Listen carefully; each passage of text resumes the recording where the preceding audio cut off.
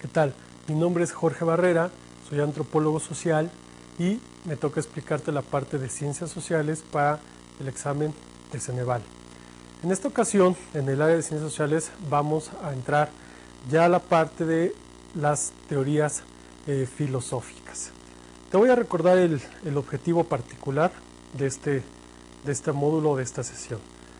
Es analizar y cuestionar la problemática filosófica conforme a los parámetros estructurales y principios teóricos. ¿Qué quiere decir esto?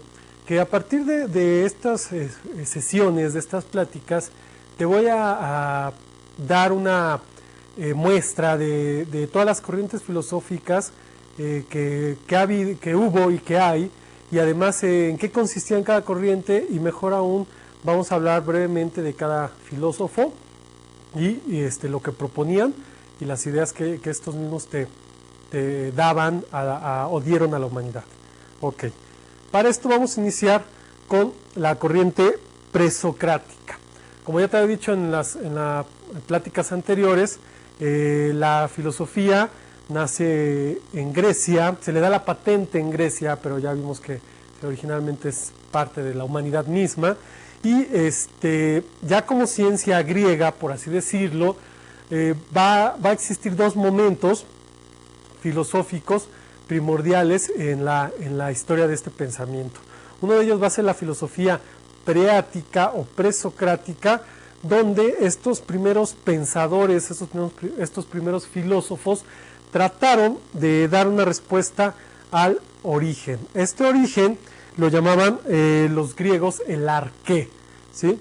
Trataron de dar la explicación de este origen de todas las cosas y el origen de la propia naturaleza. Y esta naturaleza la llamaban physis, es decir, la filosofía presocrática buscaba el arqué de la physis, es decir, el origen de la naturaleza, el origen del universo, el origen de todo. Y estos primeros filósofos fueron, primero vamos a hablar brevemente de Tales de Mileto. Tales de Mileto, obviamente fue uno de los principales pensadores de la corriente presocrática. Él hablaba o nos decía que el origen o el principio de todas las cosas estaba en el agua, que en el agua va a ser el elemento primordial que va a existir en todas las cosas que habitan el universo, ¿sí? Además, hay que recordar que estas primeras explicaciones, bueno, pues algunas de ellas eran muy simples, otras de ellas eran no muy concretas, por así decirlo, pero hay que recordar que este tipo de pensamientos pues, aparece en la Grecia antigua del año 700 antes de Cristo. Entonces, bueno, por obvias razones, vamos a comprender la falta en algunos casos de explicación o de conjeturas que puedan tener estos pensadores. Pero bueno, Tales de Mileto nos afirma que todo el principio de las cosas va a estar en el agua.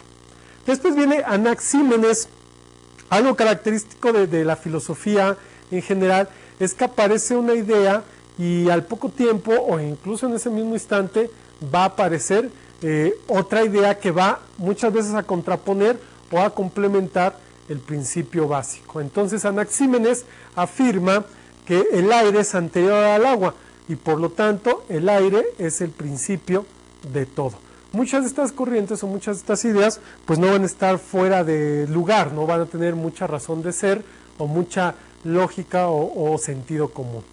Ya después de Anaxímenes viene Empedocles. Empedocles nos dice que la tierra, además del aire y del agua, va a ser el origen o el principio de todas las cosas, y además afirmaba que los elementos que van a conformar todas las cosas del universo van a ser 4. Es decir, toma la parte de Tales de Mileto del agua, de Anaxímenes del aire, él aporta la tierra y también va a hablar del fuego. Y entonces, por lo tanto, las cosas van a estar compuestas de los 4 elementos: aire, tierra, fuego y agua.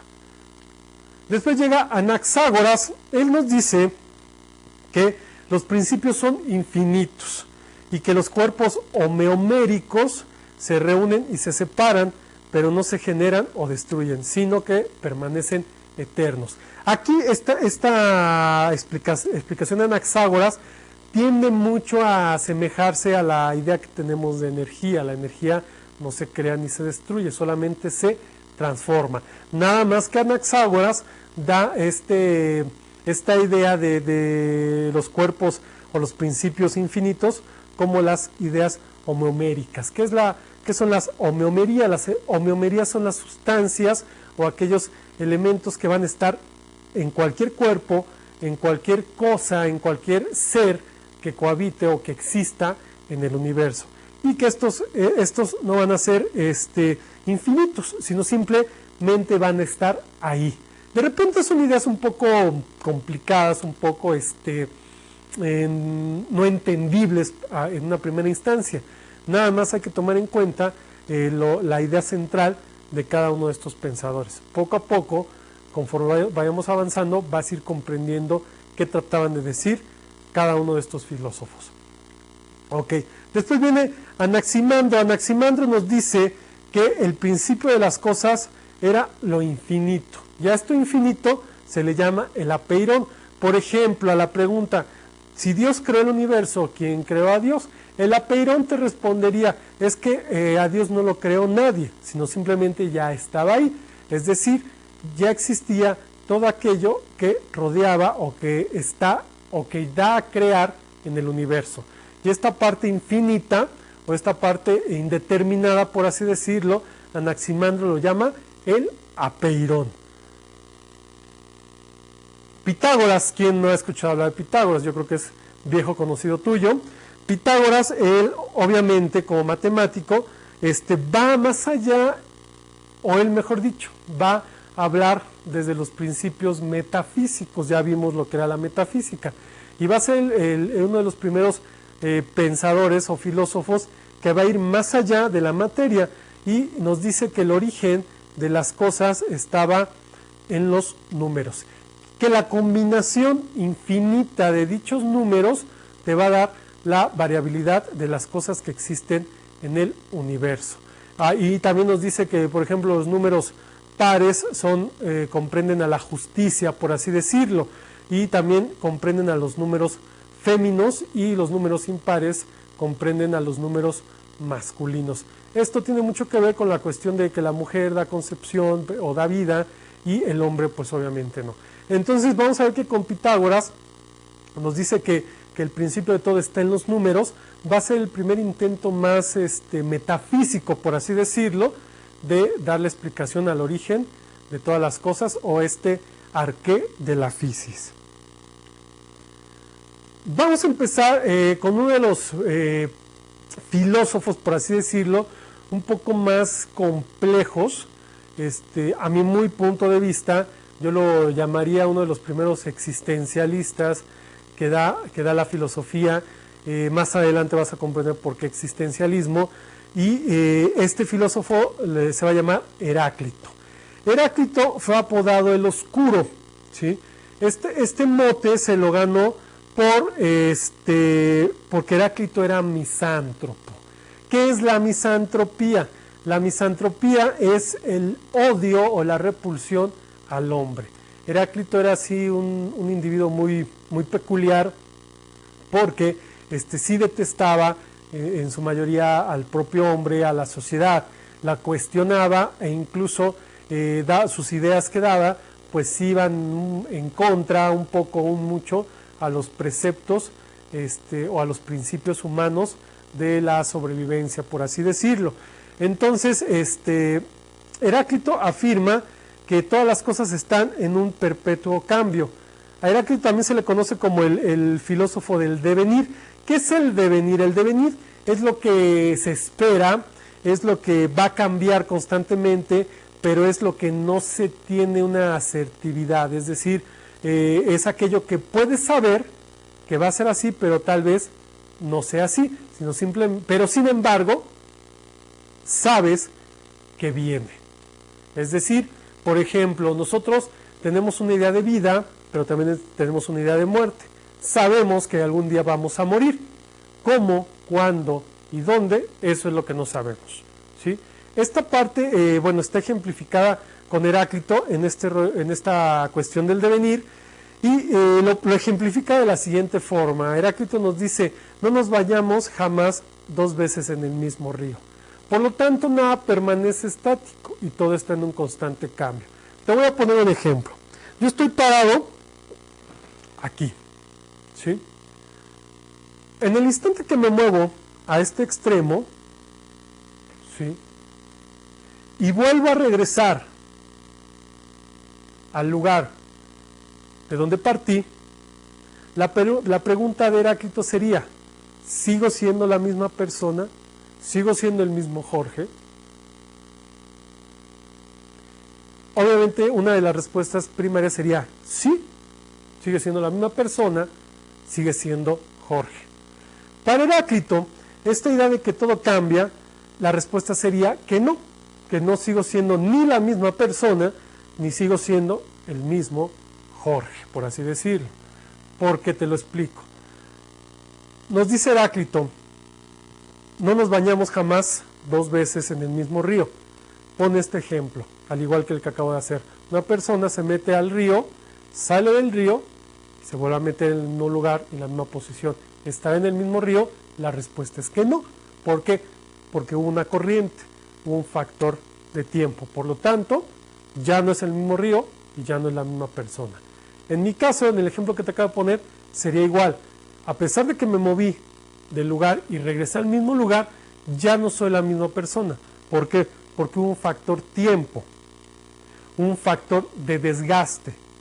En mi cuerpo hubo células que murieron, pero también células que están naciendo. Por lo tanto, ya no soy el mismo. Por lo tanto, nada es estático. Este es un principio muy importante en la filosofía, porque Heráclito le da a una parte primordial del ser humano, que es la propia existencia. Y mejor aún, una existencia que no es estática. Y esto es este principio del devenir, este principio del todo cambio, Heráclito lo asimila en lo que es el logos. El logos va a ser la razón universal común a todos los hombres, es decir, la propia o la misma realidad.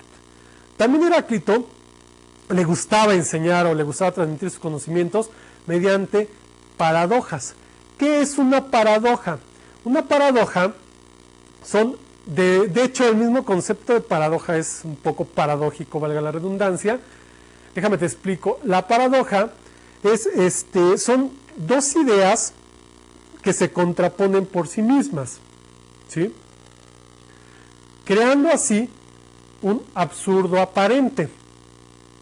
Pero analizándolo, tiene mucha lógica o mucha razón de sí este argumento que aparentemente se contrapone.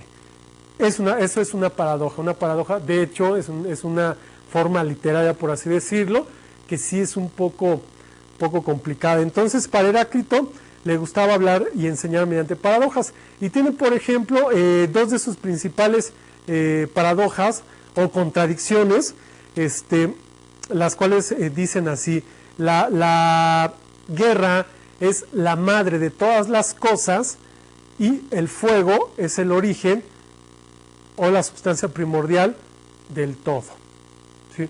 Estas son dos ejemplos, 2 paradojas de Heráclito. Piénsalo, analízalo, por qué Heráclito consideraba que la guerra era la madre de todas las cosas. Si anteponemos la idea de que la guerra es destrucción y que la madre es dadora de vida. Es decir, estamos hablando que aquí nos muestra Heráclito estas paradojas que se contraponen, o estas ideas que se contraponen, que podría ser guerra y madre. Guerra, ejemplificar muerte, por así decirlo, y madre, que podría ejemplificar lo que es vida. Entonces, por sí solas, ambas ideas se contraponen. Pero si tú la analizas más a fondo, si tú piensas la paradoja de Heráclito en torno a la guerra es la madre de todas las cosas, te podrás dar cuenta que mucha de esta idea de Heráclito tiene mucha razón y mucho que ver, ¿sí? Al igual que el fuego tiene la idea de que el fuego es destrucción, es algo que acaba, pero que a su vez de lo que acaba se origina o queda lo que debe sobrevivir. Por ejemplo, esta sería la explicación a la idea de Heráclito de que el fuego es el origen de todo. Entonces, por eso mismo a Heráclito también se le llamó el pensador de la contradicción, porque Heráclito consideraba que la armonía del mundo es resultado del efecto de la tensión y la inestabilidad de los contrarios. ¿Qué quiere decir esto? Te explico. Por ejemplo, el ser humano, para tener la idea o la concepción de las cosas, necesitamos siempre conocer su contrario. Por ejemplo, ¿tú cómo sabes qué es placer? Tú me puedes decir que el placer lo sabes porque lo sientes, tienes toda la razón, pero ¿tú cómo sabes que eso que sientes es placentero para ti? Tú me puedes decir porque lo vives. Yo te puedo decir, tienes toda la razón, pero ¿tú cómo sabes que eso que vives y sientes es placentero para ti? ¿Sí? Entonces, la respuesta a esta idea de Heráclito en torno a las contradicciones sería la siguiente. Yo sé que esto es placer para mí porque conozco el dolor. Si tú no supieras que existe el dolor, no sabrías qué es lo que te genera placer. Por eso dice Heráclito que la armonía del mundo es la tensión que se refleja en los contrarios. Por ejemplo, placer y dolor. Tú no sabes lo que es el placer si no conoces el dolor. ¿Sí? Por eso digo que Heráclito va a ser una, pues sí, evolución al pensamiento racional, por así decirlo, y aterrizado mejor a la existencia del propio ser humano. Después de Heráclito sigue Parménides. Parménides, él va a ser el padre de la ontología. Tú ya sabes lo que es la ontología. Entonces, el modelo de lo que es el ser, la dualidad del ser, se va a dar en torno al propio Parménides. Parménides nos dice que lo que es el ser va a tener dos vías.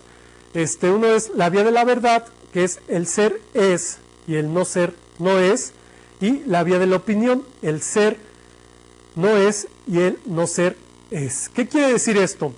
Por ejemplo, Heráclito nos da las características primordiales de lo que es el ser. En todo lo que es la vía de la verdad, hay que recordar el concepto de ser, que el ser es todo aquello que existe. Entonces, por lo tanto, el ser es verdadero. Por lo tanto, el ser existe. Recuerda que para que puedas entender la filosofía de una mejor manera, sí hay que razonarla, analizarla y ¿por qué no pensarla? Para que tú puedas estructurar tus ideas e ir cuadrando las ideas que nos muestran estos filósofos. Entonces, el ser, pues, es todo aquello que existe. Y el no ser no es decir, aquello que no existe no va a existir nunca. Y en la vía de la opinión, el ser no es y el no ser es decir, ahí nos refleja la idea de lo que es el ente. Recordarás que el ente es aquello que puede o no existir. Entonces, Parménides va a ser el primer pensador, el primer filósofo que le va a dar estas ideas o características al ser. Además, las va a enumerar y las va a explicar y nos dice que, por ejemplo, el ser no es engendrado, el ser es imperecedero, inmóvil y continuo. Es decir, hay que recordar el modelo de los griegos, que te decía en la primera plática que teníamos.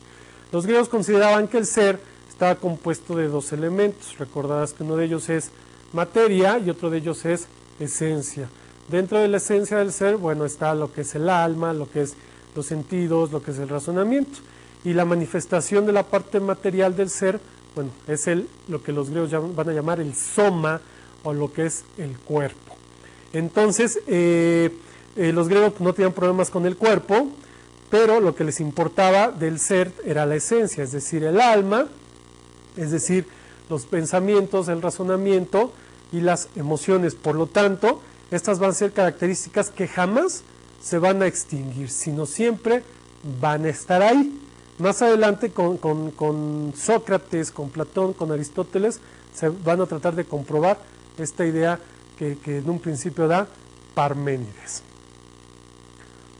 Ok. También dentro de este apogeo griego van a existir unos pensadores llamados sofistas.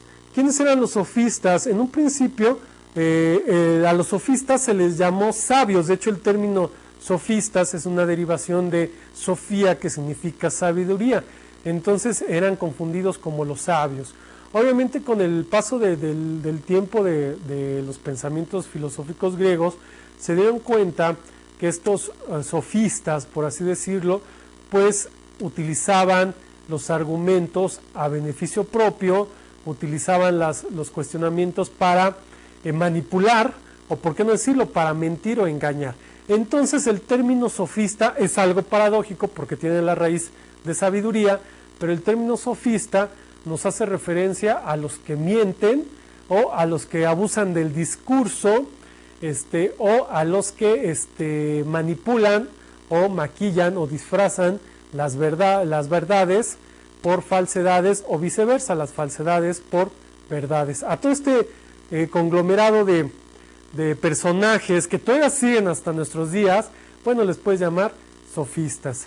Entonces, dentro de los sofistas inician con una cuestión escéptica y generó esto una serie de ideas o pensamientos contradictorios por el abuso de esta retórica, de este discurso, y sin embargo muchos sofistas pues tenían discípulos, ¿no? Tenían seguidores, y estos sofistas pues obviamente se enfrentaron a los más grandes pensadores que pudo dar la Grecia antigua o la filosofía griega, que fue Sócrates, Platón y Aristóteles.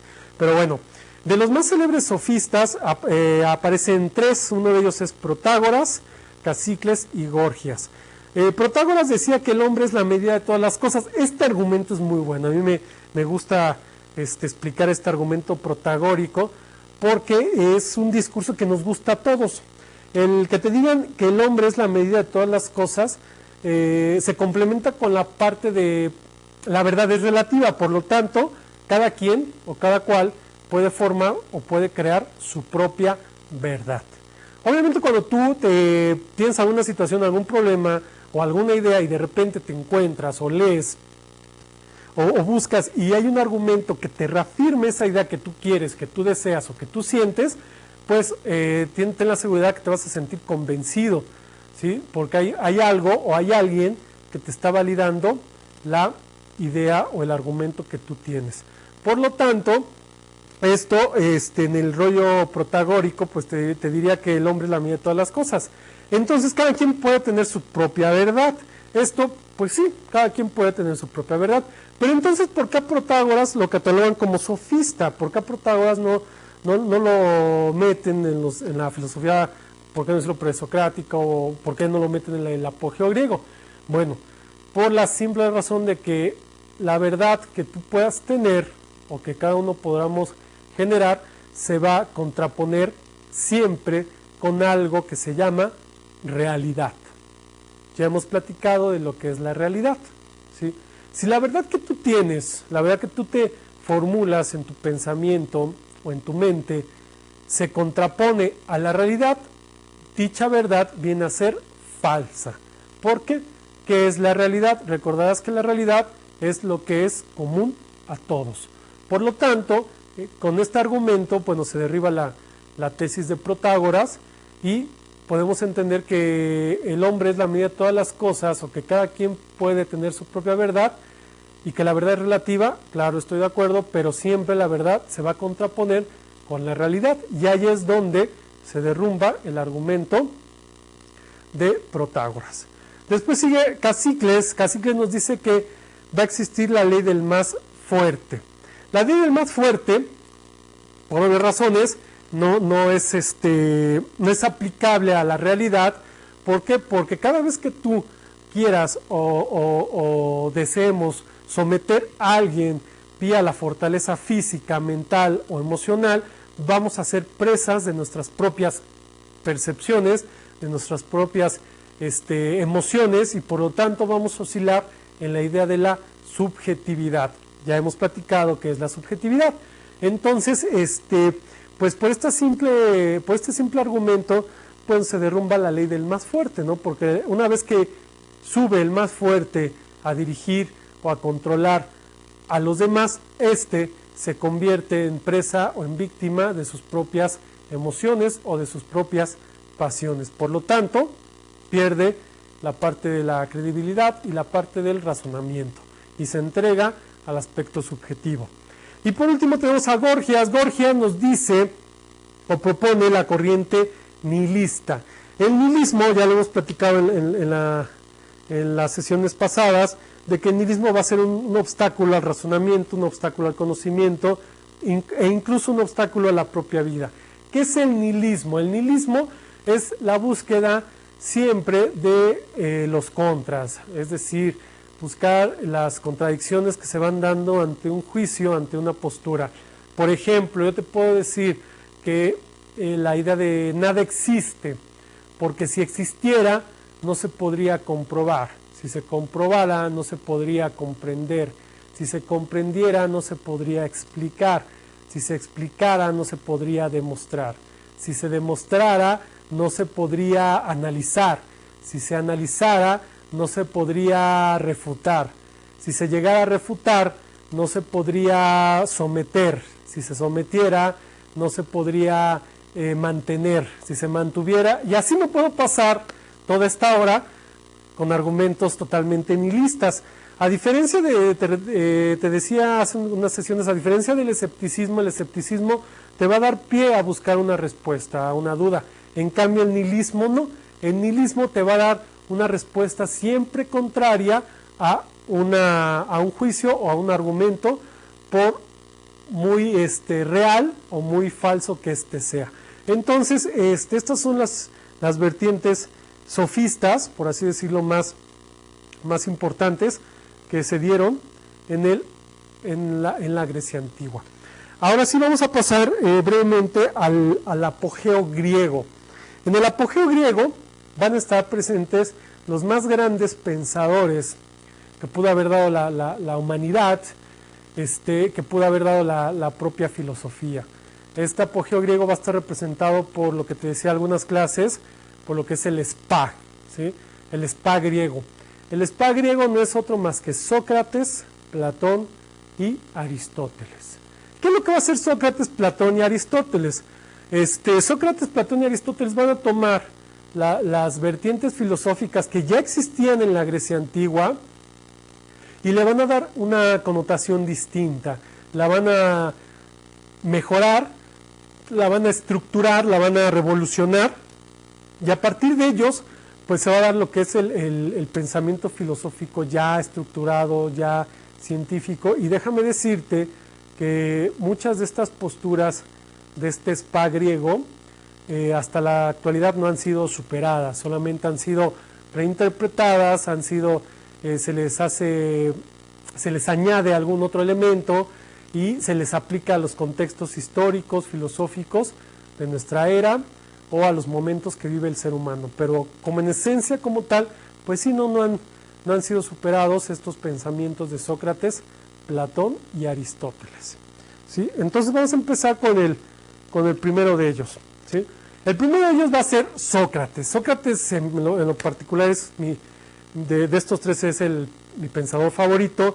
¿Por qué? Porque Sócrates, él tiende más a una cuestión, ¿por qué no decirlo idealista?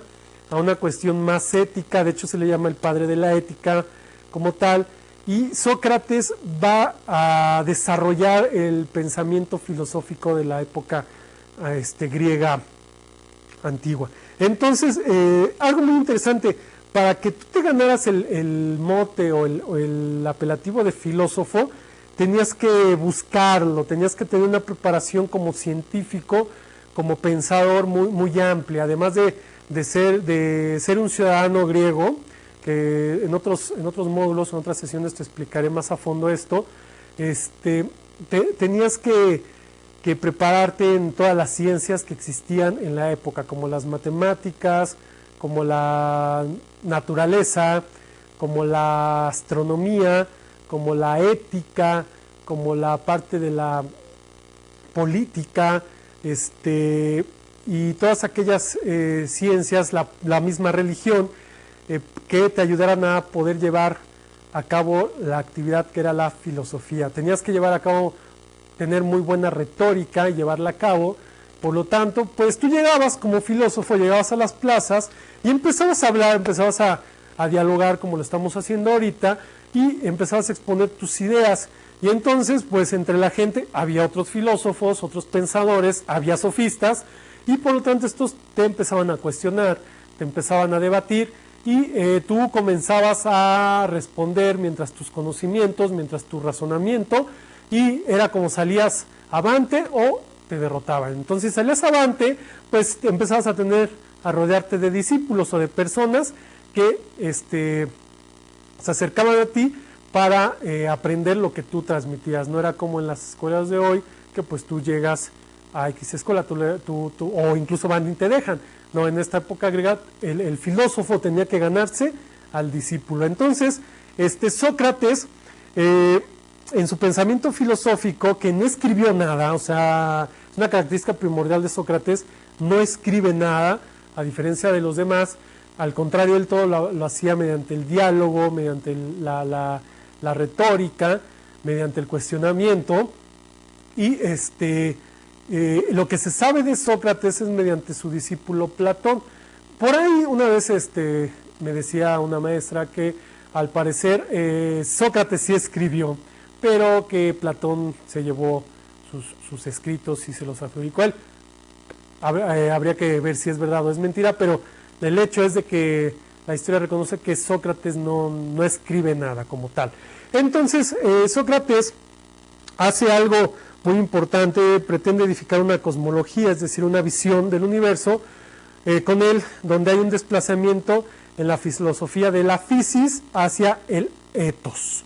Si tú le preguntabas a Sócrates cuál era el fin de la vida, el fin de la existencia humana, él te decía que el ethos.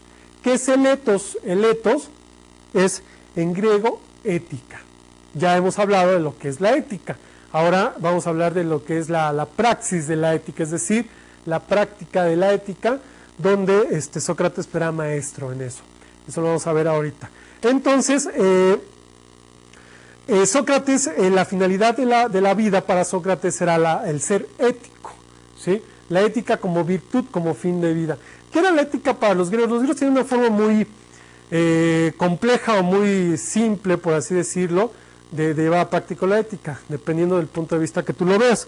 Entonces, por ejemplo, si un alfarero, un artesano que se dedicaba a fabricar vasijas, estas vasijas cumplían su objetivo, estas vasijas eran durables, y mejor aún si estas vasijas eran estéticamente buenas, por así decirlo, estamos hablando que este artesano, este alfarero, era ético.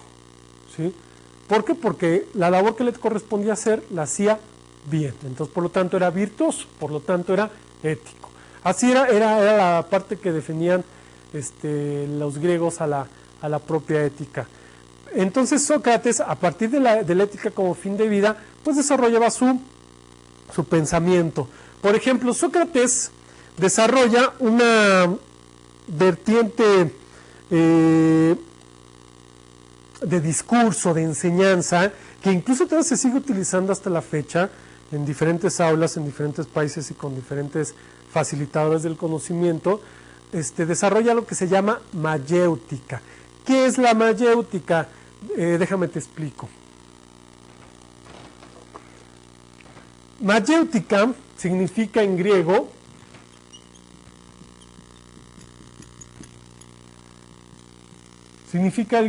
parto del alma. ¿Sí? Parto del alma. Parto del alma hace referencia a parir, es decir, nacer. ¿Sí? ¿Esto por qué? Porque la mamá de Sócrates era partera. Sí, se dedicaba a la noble acción o a la noble labor de traer vida al mundo. Y el papá de Sócrates hacía lápidas para sepulcros y demás. Entonces Sócrates decide él desarrollar lo que es la mayéutica, que significa parto del alma, o también lo puedes encontrar como parto del ser, pero este parto del alma se refiere a parir o a nacer.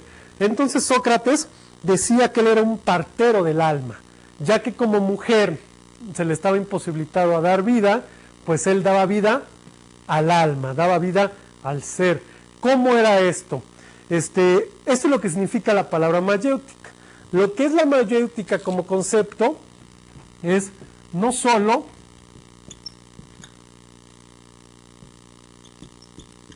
transmitir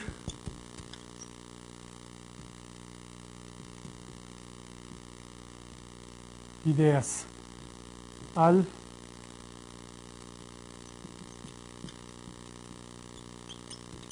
que aprende, sino llevarlo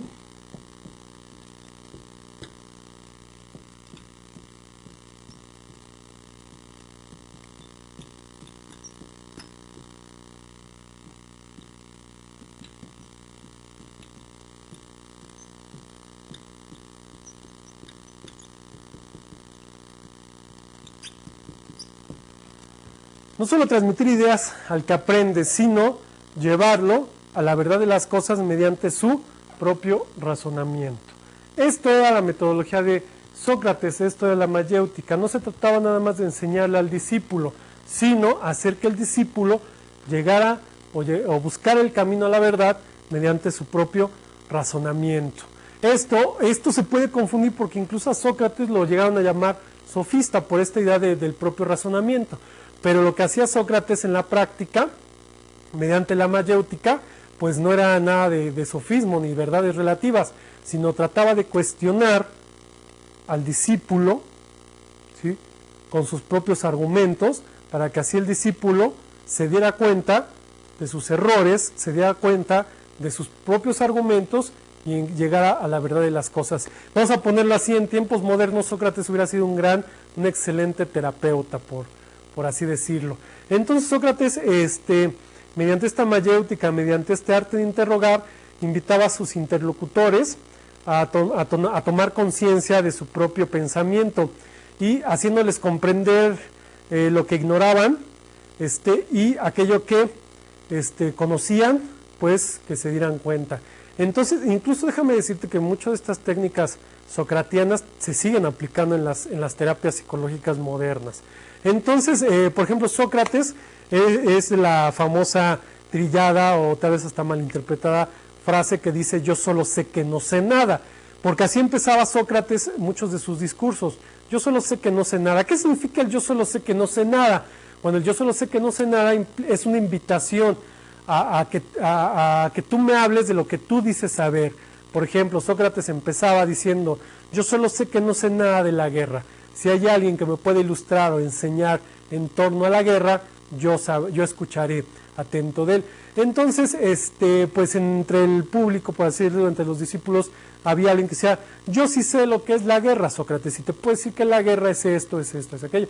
Entonces empezaba el discurso entre Sócrates y su interlocutor, y Sócrates tenía una gran habilidad para captar las ideas, para retomar los argumentos, y de repente los contenía, y cuando era el momento preciso se los regresaba a su interlocutor, para que así el interlocutor pues se diera cuenta de sus contradicciones, o se diera cuenta de sus errores, o por qué no decirlo, se diera cuenta de la verdad que él sabía, o que muchas veces no sabía que tenía esa verdad. Entonces también Sócrates, mediante esta mayéutica, utilizaba algo que es la ironía. De hecho era un maestro de la ironía. Esto le llevó muchos problemas. Sabemos que la ironía pues no es una mofa como tan exacerbada como la burla, pero sí es una exageración de alguna situación a medida que se va tornando un poco racional, un poco hilarante, por así decirlo. Entonces Sócrates era maestro de la ironía. Entonces, con la ironía y la mayéutica, y ese yo solo sé que no sé nada, pues Sócrates andaba por decirlo así, pariendo almas por doquier. Y además algo que utilizaba Sócrates para que poder llegar a este parir del alma era una frase del oráculo de Delfos. Esta frase no era de él, sino la extrae del oráculo de Delfos, que rezaba de la siguiente forma: conócete a ti mismo, ¿sí? Es decir, porque Sócrates lo que trataba de hacer con el interlocutor es que se conociera a sí mismo, es decir, que se diera cuenta, ¿sí?, de las cosas que él sabía, o incluso que se diera cuenta de las cosas que no sabía. Entonces Sócrates, debido a estas circunstancias, a su mayéutica, a su ironía, pues se empezó a hacer de repente de algunos enemigos, sobre todo cuando ponía en evidencia el relativismo o las mentiras de los sofistas. También Sócrates, apoyado en esta mayéutica y demás, se basó mucho en lo que él llamaba la cadena de injusticias, hablando de la ética. ¿Qué es la cadena de injusticias para Sócrates? Dice Sócrates que hay que responder toda injusticia con una justicia y no con otra injusticia. ¿Qué quiere decir esto en Sócrates? Sócrates nos dice que si hay alguien que te hace mal, que te hace algún daño, ¿sí?, lo primero que hacemos por instinto, por así decirlo, entre comillas, instinto, o por costumbre, es que si tú me haces algo, inmediatamente yo busco el modo de desquitarme o el modo de vengarme, ¿sí? Entonces, ¿cómo se llama? Entonces, en vez de darle una solución o romper esta injusticia que tal vez tú me hiciste o que me hicieron, por el contrario, voy generando otra injusticia y a su vez esa persona a la que recibe la otra injusticia le genera otra injusticia al otro, y así se va acrecentando dicha cadena de injusticias. Y Sócrates dice que mediante la ética o mediante el razonamiento, el pensamiento o la esencia del ser humano, por así decirlo, pues tenemos que romper esa cadena de injusticias, porque Sócrates nos dice que cuando alguien te hace daño, solamente te pega, por así decirlo, te lastima en la parte humana. Es decir, cuando eres víctima, solamente eres o te lastima en la parte humana. Entiéndase la parte humana como la parte material, es decir, la parte del cuerpo. Y cuando tú eres victimario, lastimas o laceras tu parte suprahumana, es decir, te vuelves infrahumano. Lo suprahumano hace referencia a Sócrates, que es la esencia como tal, el alma, el razonamiento, la parte sensible. Es decir, cuando tú eres victimario, laceras esta parte. Entonces, por lo tanto, no rompes la cadena de injusticias, sino la acrecentas. Sócrates jamás dice que hay que dejarse de las injusticias. Por el contrario, hay que responder una injusticia con una justicia. Pero la cuestión es, ¿qué es la justicia? Bueno, entonces toda esta forma de pensar de Sócrates lo lleva a rodearse de repente de enemigos, totalmente de enemigos, sobre todo en esta parte de la griega antigua, donde lo que a muchos les interesaba era el poder. Entonces Sócrates, por estas enseñanzas o por su mayéutica, por sus cuestionamientos, pues se rodea de muchos enemigos, y la mayoría de enemigos confabulan hacia Sócrates y le imputan un delito, obviamente un delito que él no había cometido. Este delito que le imputan a Sócrates va a ser que, según andaba corrompiendo a la juventud, y que también trataba de convencer a todos de no seguir la religión griega. Obviamente este delito, pues, o estas injurias eran falsas, lo que querían era contener o deshacerse de Sócrates. Entonces Sócrates es hecho preso, se enfrenta a un juicio. Sócrates se defiende, obviamente con sus argumentos, con sus herramientas, muy válidas, muy buenas, y comienza la parte de la votación, por así decirle, a la cual la pierde Sócrates y es condenado a beberse la cícuta. ¿Qué es la cícuta? La cícuta es un veneno, por lo tanto, Sócrates es condenado a muerte de manera injusta, por algo que él no había cometido. En lo que se iba a llevar a cabo su ejecución, los amigos de Sócrates, porque obviamente Sócrates también tenía discípulos, tenía amigos, le proponen huir de la ciudad. Entonces, a lo cual le dicen a Sócrates: ¿sabes qué, Sócrates? Tú te puedes huir, pues para que sigas validando tus conocimientos o transmitiendo tus conocimientos, porque pues es algo injusto lo que se te está imputando. A lo cual Sócrates dice de manera muy tajante, y aquí la pregunta ética sería, tú te hubieras ido en el lugar de Sócrates, y es válida la respuesta que tú des. Estás siendo condenado a algo que no cometiste, algo que es injusto, y estás siendo condenado a muerte. Entonces hay una opción de salvar tu vida, entonces pues tienes todo el derecho de decidir sobre tu vida. Entonces este mismo cuestionamiento se le hace a Sócrates, y a diferencia de lo que tal vez diríamos muchos, Sócrates dice que no se va, ¿sí?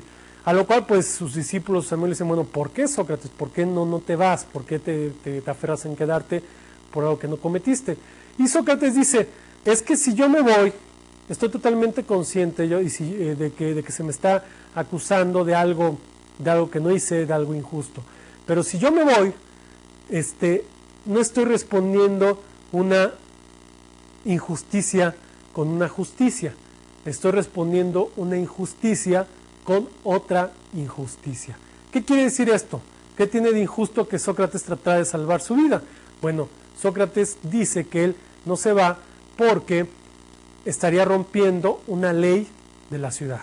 Porque a final de cuentas, así su juicio haya sido injusto, fue en base a las leyes de la ciudad. Y la condena que él recibió fue en base a las leyes de la ciudad.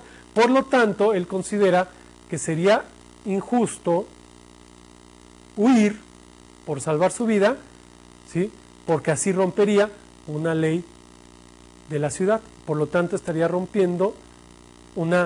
estaría dando o respondiendo a una injusticia con otra injusticia, ¿sí? Incluso Sócrates dice que ningún hombre está para romper o quebrantar las leyes instauradas de la ciudad. Por lo tanto, y además tenía mucha razón, porque si se hubiera ido, pues se hubiera convertido en un sofista, porque entonces sí hubiera respondido una injusticia con otra injusticia al romper las leyes de la ciudad, por mucho que esta ley lo condenara a muerte. Y es así como Sócrates, bueno, el día de su, incluso el días antes, pero ya a punto de llevarse a cabo la ejecución, Sócrates pide que le traigan una flauta porque quiere aprender a tocar este instrumento, y a lo cual le dicen, bueno, ¿por qué o para qué, Sócrates, si tú ya vas a morir? Y a lo cual Sócrates responde, bueno, todavía no estoy muerto. Entonces, pues la siguiente vez que llega Sócrates, bueno, llega, le dan la cícuta y Sócrates se la bebe y Sócrates muere como tal. Entonces, a partir de aquí, bueno, Sócrates, además algo muy importante, Sócrates que creía en la reencarnación, creía en la inmortalidad del alma. Entonces, bueno, él sabía perfectamente que al morir él, pues lo único que moría, como todos los griegos en su mayoría, pues era el cuerpo, pero la esencia, su alma, pues esa iba a perdurar, esa iba a seguir hasta el fin, mejor dicho, va a ser infinita, y pues relativamente Sócrates va a tener mucha razón, porque 2500 años después, bueno, seguimos hablando de Sócrates, o sea, relativamente, y se seguirá hablando de Sócrates, o sea que relativamente Sócrates tenía razón en la parte de la inmortalidad de la esencia y la inmortalidad del alma. Entonces, este va a ser el primer parteaguas que va a haber en el apogeo griego. Ya después de Sócrates va a llegar Platón. Platón como discípulo más destacado de Sócrates, va a tomar todas las enseñanzas de Sócrates en torno a la mayéutica, en torno a conócete a ti mismo, en torno a esta inmortalidad del alma, en torno a la ética y demás. Pero a diferencia de su maestro Sócrates, Platón le va a dar una estructura, ¿sí? Es decir, podemos hablar ya de la filosofía como ciencia a partir de Platón, o sea, de una filosofía ya estructurada, ya con una metodología ya bien planteada, y en algunos momentos sí un poco complicada, incluso un poco extensa, y bueno, a partir de Platón va a tomarse otras vertientes que van a estar en su discípulo Aristóteles, y a partir de estos dos, bueno, va a surgir una gran cantidad de pensadores que van a retomar algunas de estas ideas y las van a aplicar en torno a su pensamiento filosófico como tal. A modo de introducción, porque obviamente para hablar de Platón sí es un poco más extenso, te voy a decir que Platón va a tratar de reconciliar de algún modo a Parménides y a Heráclito, es decir, nos va a hablar Platón principalmente de la idea de dos mundos, el mundo de las ideas, ¿sí? Y el mundo el mundo sensible como tal. Entonces, estos dos mundos van a estar en conjunto en el ser humano. Esto va a estar en repercusión de la idea platónica en lo que viene más adelante, en el origen del alma, en lo que hay en el alma del ser humano, en algo que platicaremos la siguiente sesión, que es la teoría del amor o el eros, que es la parte del amor platónico, y eso va a repercutir a partir de estas dos ideas de Platón. Pero de momento te puedo decir que este mundo de las ideas va a ser la verdad o la realidad de las cosas. Y el mundo sensible va a ser lo que percibimos de las cosas, es decir, tus emociones, tus pasiones. Esto te lo voy a ejemplificar en la siguiente plática, en la idea de Platón que le llama el mito de la caverna. Te voy a explicar en qué consiste el mito de la caverna y vas a entender la idea de dos mundos, el mundo de las ideas y el mundo sensible en Platón. Bueno, por mi parte es todo. Mi nombre es Jorge Barrera. Te voy a dejar una actividad de aprendizaje para que llegues a reforzar estos conocimientos adquiridos y nos vemos en la siguiente plática, en la siguiente clase. Gracias.